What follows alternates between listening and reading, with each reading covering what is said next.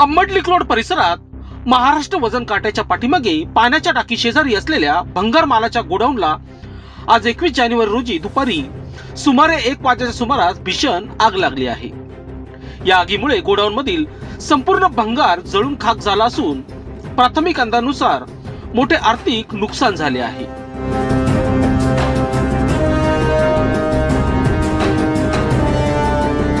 घटनेची माहिती मिळताच नवनिर्वाचित नगरसेवक निवृत्ती अण्णा इंगोले यांनी तात्काळ घटनास्थळी धाव घेत परिस्थितीचा आढावा घेतला। त्यांनी सातपुरा अग्निशामक विभागाला त्वरित सूचित करून आग आटोक्यात आणण्यासाठी प्रयत्न सुरू केले। यावेळी स्थानिक नागरिक व व्यावसायिकांनी आग विझवण्यासाठी शर्थीचे प्रयत्न केले।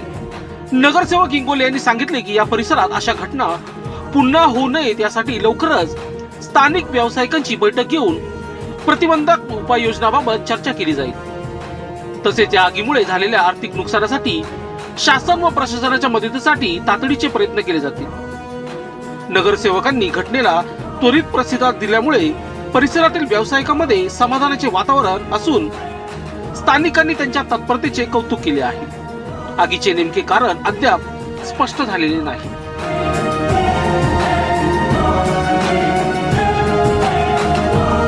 लोकशास्त्र न्यूज साठी बंटी आढाव, अंबड।